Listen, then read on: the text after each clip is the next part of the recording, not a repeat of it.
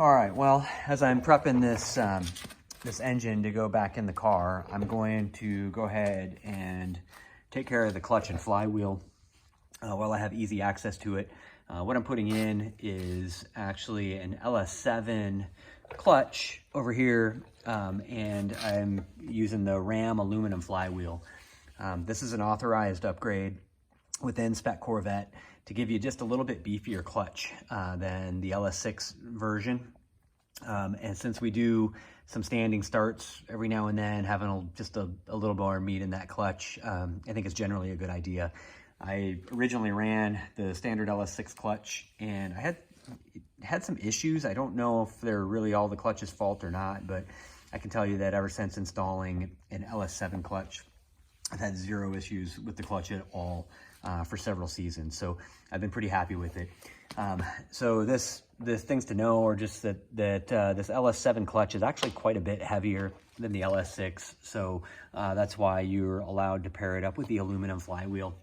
It's I think 19-pound aluminum flywheel, and that gets it down close to the weight of the LS6 clutch. So so let's see, what else do you need to know?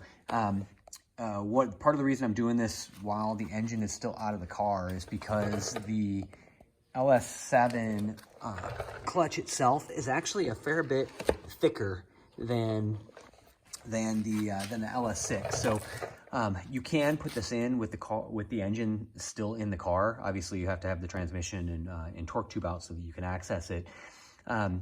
But where you can take an LS6 clutch and just slide it right up in there with the bell housing still on. With the LS7, it's too thick to actually be able to slide it up through the bottom access port. So you actually have to loosen up all of the bolts on the bell housing to give you an extra, quarter inch or something like that, so that you can get this thing slid up and in there. So for that reason, I'm going to go ahead and do it while I've got the engine out. I'll just get this guy mounted up and ready to go. Other things that come in handy are a quality clutch alignment tool. This is actually a Ram produced piece. I have also a plastic one, which has just a little bit more variance. And I guess what I found is that that plastic one, it just doesn't always get the clutch lined up exactly right. So then, trying to get the input shaft going into the pilot bearing and through the splines is sometimes a pain if you don't have it exactly right. So I found that this higher quality metal alignment tool seems to do the job right pretty much every time, and I get to fight with it a lot less. So so that's something I recommend that you have. And then the second thing is just, this tool to hold the flywheel in place.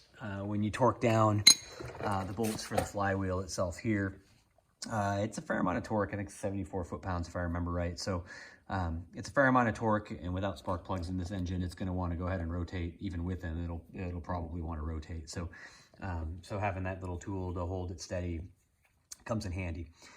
So anyway, there's not much to this. It just basically fits right up. I put the bolts in with a little bit of Loctite. You can get by with blue.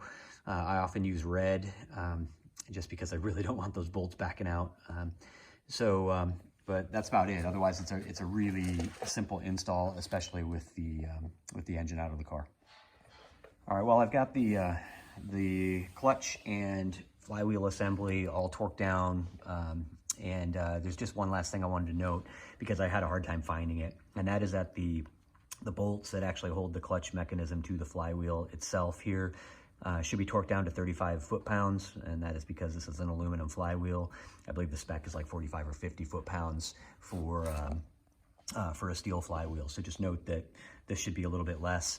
And like I mentioned before, I used my high-strength red thread locker here to keep these things from backing out. I've never had it happen to me on a race car, but I did actually buy a Corvette at one point that had a malfunctioning clutch. And when I got up in there, I actually found that the bolts had backed out. Definitely recommend using some thread locker on those to keep them from coming out. Otherwise, as I mentioned, this is a really simple install.